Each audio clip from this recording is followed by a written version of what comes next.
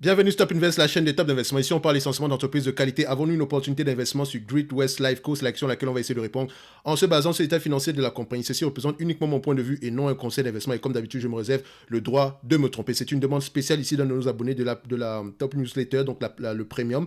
Donc, si vous aussi voulez qu'on analyse vos entreprises rapidement de manière quantitative, n'hésitez pas à vous abonner massivement à la Top Premium Newsletter, ok? Top Premium, Top Newsletter, Top Picking, c'est comme vous voulez, et bien d'autres au-delà. Donc, on n'offre pas uniquement le service ici d'analyse quantitative, mais également, vous pouvez également avoir des analyses fondamentales sur certaines entreprises, les notes d'analyse, ainsi que deux choix d'entreprises intéressantes chaque mois, d'accord? So, ici, on y va directement. Alors, la première chose que je vais regarder, c'est une compagnie, qu'est-ce qu'elle fait? C'est une compagnie d'assurance, ok? J'ai regardé ici, c'est assurance, ici, multiservice. Donc, on est dans l'assurance vie, on est dans l'assurance santé, mais également, on est dans le, comment on appelle ça? On est dans la gestion d'actifs. Donc, c'est un peu complexe.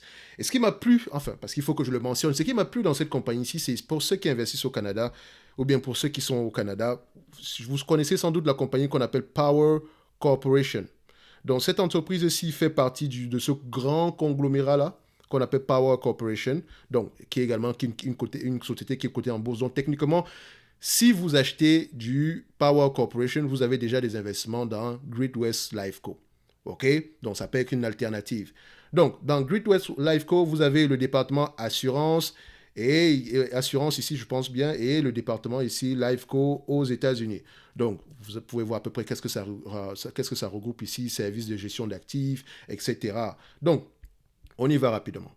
La première chose que je vais regarder, c'est la tendance des revenus. Nous avons des revenus qui sont croissants. Maintenant, les revenus sont croissants, c'est bien. La croissance est due ici à quoi? Acquisition de manière organique. Ici, nous avons des acquisitions. Présentement, il est en train de terminer, je pense, une acquisition en date d'aujourd'hui. Donc, il faut également vérifier ici parce que les revenus actuels seront peut-être plus élevés que ça. Donc, faites attention. Donc, nous avons une compagnie ici qui croît par acquisition et de manière organique. Parfait. En termes de revenus, ici, nous avons 48 milliards en date d'aujourd'hui. On a eu un plus haut aux alentours de 64 milliards ici. Pourquoi est-ce que ça a diminué? C'est la question qu'il faut qu'on se pose. Maintenant, je prends en considération ici les analyses, qu'est-ce qu'ils disent par rapport au mois, aux 12 prochains mois. Vous voyez ici que, voilà, ils ne sont pas très optimistes. Enfin, je ne sais pas pourquoi ils sont arrivés à 200 millions ici, mais ça m'inquiète quand je vois ce genre de variation-ci. Est-ce qu'il y a réellement assez d'analyses qui sont sur ce dossier? C'est une question que je me pose. Donc, on va regarder à peu près le consensus ici sur à peu près le nombre d'analyses qui sont sur le dossier, donc analyse count, donc je regarde les 12 prochains mois, un seul analyste. Donc, c'est pas assez robuste le calcul qu'on va avoir ici. Donc, faites attention. Donc, ici, je vais prendre l'entreprise ici de manière annuelle. D'accord. Qu'est-ce qu'on retrouve? 63 milliards. Donc, on a une augmentation ici. Je sais également qu'on a fait une acquisition. Donc, il y a également de fortes chances qu'on soit à peu près à ce niveau. OK. Donc, pour le moment, je vais mettre aux alentours de 63 milliards le revenu. D'accord. Pour le moment, je mets 63 milliards. En même temps, je vais vérifier avec les net income. Donc, croissance du revenu, je ne prends pas. Je sais qu'il y a une certaine croissance, elle est due aux acquisitions. C'est un mix ici. Donc, acquisition organique également. Donc, 4% de croissance. Sur les 10 dernières années, nous avons à peu près également 2% de croissance. Sur les 3 dernières années, nous avons à peu près 1% de croissance. Donc, voilà, la croissance ici, elle est voilà, c'est une compagnie mature. Il n'y a presque pas grand-chose ici au niveau de la croissance, ok? Donc, je pense que c'est vraiment organique ici. Donc, quand on regarde, cette grosse variation-ci m'inquiète un tout petit peu. Donc, c'est la raison pour laquelle je veux regarder au niveau des net income. Donc, au niveau des net income, ici, qu'est-ce qu'on observe? On observe ici qu'on a des revenus à peu près de 2 milliards, 2 milliards 996. Donc, de toutes les façons, vu que c'est une compagnie d'assurance, les net income vont plus m'intéresser que toute autre chose, ok? Le revenu, je sais qu'il est croissant, c'est bien. Donc, je ne vais même pas prendre en termes de pourcentage ici, donc juste à titre d'information. Maintenant, alors, l'hypothèse qu'on prend est la suivante. L'entreprise présentement, d'accord, on se dit, vu la pente actuelle, je dis bien vu la pente actuelle, d'accord, sur les 3 dernières années, c'est une entreprise qui rapporte à peu près 3 milliards. Sur les 5 dernières années, elle rapporte à peu près 2 milliards 700, ok? On va se dire que elle a le potentiel de ramener à peu près en moyenne 3 milliards, ok? En moyenne, attention, je prends 3 milliards, je marque ça, d'accord? Donc, je prends mon 3 milliards. Maintenant, en termes de nombre d'actions, qu'est-ce qu'on observe ici aujourd'hui? Est-ce que nous avons des actions qui augmentent ou bien qui diminuent? Donc, ici, on constate que nous avons à peu près 932 millions d'actions et ces actions ont tendance à diminuer par rapport à leur plus haut. On a 931,87, donc je mets 932. 932 millions d'actions, c'est ce que je marque ici. 9, 3, 2. En termes de PER, compagnie d'assurance, je sais déjà que les PER n'auront pas tendance à être très élevés ici. Mais on regarde quand même, sur les 12 derniers mois, nous avons des PER de combien? Donc, je regarde sur la longue période de temps ici, je mets la médiane. Sur les 20 dernières années, c'est 14 fois les bénéfices. Sur les 10 dernières années, on est à 13 fois les bénéfices. Sur les 5 dernières années, on est à peu près 11 fois les bénéfices. Alors, je sais que les compagnies d'assurance, c'est 12, entre 10 et 13. Maintenant, dépendamment des compagnies d'assurance, parce qu'il y a vraiment des exceptions dans ce monde, comme United Health, c'est une compagnie d'assurance, mais qui ne se comporte pas comme une compagnie d'assurance, de telle sorte qu'elle n'a même pas d'actifs tangibles nets. Je vous dis la vérité, j'ai peur d'analyser cette compagnie. D'accord? Je la regarde et puis je sais qu'on me l'a demandé depuis plusieurs mois ici, mais je sais pas, je n'arrive pas à comprendre pourquoi est-ce qu'elle se comporte de la sorte. Je sais également que ce n'est pas que compagnie d'assurance, il y a également un segment IT, un segment ici technologique, mais ça me stresse un tout petit peu. Donc, on a également des compagnies d'assurance comme Brown Brown, qui est une excellente compagnie qu'on a analysée également sur la chaîne Top Invest. C'est un broker, enfin, c'est un middleman. Donc, eux, ils vendent uniquement des contrats d'assurance, ils encaissent la commission et c'est tout. Ils ne supportent aucun risque ni quoi que ce soit. Donc, c'est essentiellement la force de vente. Donc, ici, je sais que Brown Brown peut avoir des PER plus élevés que ça, parce que ce n'est pas, il y a pas de, elle ne supporte pas de risque lié enfin, le risque typique ici pour une compagnie d'assurance, à savoir, on ne sait jamais ce qui peut arriver. Il faut également voir ici que c'est une compagnie, par rapport au type, elle a également un segment réassurance, qui est un business assez compliqué. Donc, vous devez vous dire ici qu'il faut être très conservateur avec ce type d'entreprise. Je ne veux pas prendre ici, si je prends ici à peu près j'hésite entre 10 et 13, ok? De toutes les façons, qu'est-ce que je fais si j'hésite? Je fais ça, je pourrais prendre ici, à 10 fois les bénéfices, je ne prends pas en considération la dette de toutes les façons. Déjà, on va voir, est-ce qu'on a un niveau de dette ici assez intéressant? Dette nette ici, nous avons à peu près 1,3 milliard. Donc, 10 fois les bénéfices, je ne prendrai pas en considération la dette. 13 fois les bénéfices, je prendrai en considération la dette. Donc, je prendrai 10 et 13, ok? 10 et 13. D'accord? Donc, la dette nette ici est de combien en date d'aujourd'hui? Donc, on met dette nette. Dette nette en date d'aujourd'hui. Qu'est-ce que tu nous marques? On a une dette nette aux alentours de 1,340 milliard.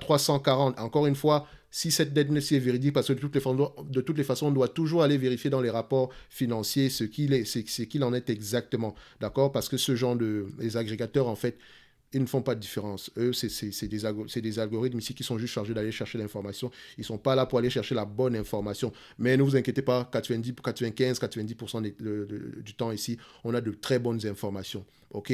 Donc, de toutes les façons, si c'est une compagnie qui nous intéresse, ça ne sera pas à partir de cet élément-ci qu'on va aller acheter la compagnie. Non, on va lire les rapports financiers, essayer de comprendre le business model ainsi que les risques avant de refaire une nouvelle évaluation juste, d'accord, pour être certain qu'on avait bien fait la première fois. OK? So, 1,340 milliard en termes de dette ici. Pour le dividende, on va y revenir. Maintenant, on a tous les éléments nécessaires. Le 63 millions, 63 milliards, je n'en ai pas besoin. Je prends le 3 milliards ici, multiplié par 13 fois les bénéfices, d'accord, moins la dette nette aux alentours de 1,34, divisé par le nombre d'actions, divisé par 0,932, on obtient ici 40 dollars l'action. Donc, je mets ici X13 égale 40. OK? Maintenant, je mets X10. Donc, ça n'a pas lieu d'être. Donc, X10 égale combien? Donc, 10 fois les bénéfices, on prend en considération la dette, ça nous donne combien à peu près? Je reviens ici, 13, 10 ici, donc ça fait 30 milliards, divisé par le nombre d'actions, 932, donc divisé par 0,932, ça nous donne au total 32 dollars l'action. C'est en dollars canadiens, je précise, pas dollars américains. 32 dollars l'action, ok? Donc, ce qui veut dire qu'en date d'aujourd'hui, l'entreprise, quand je regarde, serait correctement évaluée. Mais ce n'est pas tout. Vu que c'est une compagnie d'assurance, il faut vérifier ici quel est le tangible book value. D'accord? C'est une chose que vous n'allez pas voir chez United Health qui a des actifs tangibles nets négatifs. Et ça me stresse un tout petit peu. Donc, elle s'est négociée à des PER extrêmement élevés. Donc, quand on prend le tangible book value ici par action, qu'est-ce qu'on constate? On constate en date d'aujourd'hui, nous sommes à 9. On se négocie aux alentours de 9 dollars par action. 9 dollars par action. Et encore, le tangible book value ici a l'air d'être stagnant depuis plusieurs années ici. Alors, il faut que je dise quelque chose. Ce n'est pas une compagnie d'assurance pure. Elle a un segment assurance, elle a également un segment gestion d'actifs, mais également elle a un segment, comment on appelle ça, réassurance. Donc réassurance, assurance, les deux vont ensemble. Vous devez avoir ici une taille considérable au niveau de vos actifs. OK? So, cette compagnie-ci, je ne dirais pas qu'elle est je dirais qu'elle est correctement évaluée en date d'aujourd'hui. C'est sûr que les actifs tangibles ici me stressent un tout petit peu le fait qu'on soit à peu près à 3 fois les actifs tangibles ici. Mais attention, quand on regarde également par rapport aux bénéfices nets par action, on se rend compte que c'est une entreprise qui rapporte à peu près aux alentours de 3 milliards par an. En tout cas, sur les 5 dernières années, c'est 3 milliards par an. Quand on regarde également le return on equity, qui est très important également pour les compagnies d'assurance, ce que United Health n'a pas également, c'est ce qui me stresse encore, donc je continue à le répéter. Donc on recherche si un ROE supérieur à 10%, d'accord, et également on regarde la tendance du ROE en question. On va avoir les ROE qui sont stables. Ici on regarde, on voit que les ROE sont à peu près croissants légèrement, mais ils viennent de très loin également parce qu'on était à 16 avant, donc on a une certaine stabilité depuis plusieurs années, d'accord. Donc on est de façon dans tout le supérieur à 10%, mais il faut toujours questionner le bien fondé. Pourquoi est-ce que voilà, il y a des petits zigzags, un tout petit, juste ici en haut, ok. Quel est également l'objectif du management, d'accord, parce que c'est pas un business facile. So, je dirais que en date d'aujourd'hui, par rapport au return on equity, c'est correct. Par rapport à la dette ici également, c'est correct. Donc, je pense que c'est une entreprise ici. La dette nette, elle peut la repayer ici avec moins d'un an de free cash flow ici. Donc, la moitié, elle a 3 milliards de net income, d'accord? Et elle a 1 milliard 300 de dette ici. Donc, elle est correctement, je dis bien, en termes de finances ici, elle est stable. Les finances ici sont saines, d'accord? Elle n'a pas de dette ici. So, maintenant, en termes de dividendes, nous avons une entreprise ici qui verse un dividende de combien? Donc, je regarde ici en termes de dividendes. On a un dividende qui est croissant ici depuis plusieurs années. En date d'aujourd'hui, ce dividende-là correspond à peu près à 7,71%. Il est safe. Parce que si on vous reverse la totalité des bénéfices nets en date d'aujourd'hui, donc la totalité des bénéfices nets, disons, de 3 milliards ici, divisé par 32 milliards, la capitalisation boursière ici, vous aurez un rendement de 9%, alors qu'on vous verse à peu près 5,71%. Donc, il y a une capacité de croissance également ici. OK? Mais le plafond ici est à 10%. Donc, je dirais que c'est une compagnie qui pourrait être intéressante pour les gens qui recherchent absolument un dividende. OK? Donc, elle a l'air d'être bien gérée. OK? Mais le prix actuel est juste correct. D'accord? On a un intervalle entre 32 et 40 dollars l'action. Donc, je pencherai ici pour, voilà, on peut aller maximum à 40 dollars. Sinon, le minimum, c'est 32, sauf spéculation extrême. Et on n'est jamais à l'abus d'une spéculation extrême. L'essentiel ici, c'est que l'entreprise arrive à gérer son risque. Donc, j'aime ce que je vois ici, d'accord. En tout cas, du point de vue dividende, ici, c'est une compagnie intéressante pour ceux qui aiment le dividende. Ceci n'est que mon point de vue et non un conseil d'investissement. Et comme d'habitude, je me réserve le droit de me tromper. On se donne rendez-vous ici sur la prochaine vidéo. Et n'oubliez pas, un like, un commentaire, d'accord, un abonnement également. Et si ça vous intéresse, retrouvez-nous sur la newsletter gratuite ou bien également sur le service Top Premium, ok. On va se donner rendez-vous sur la prochaine vidéo. Merci.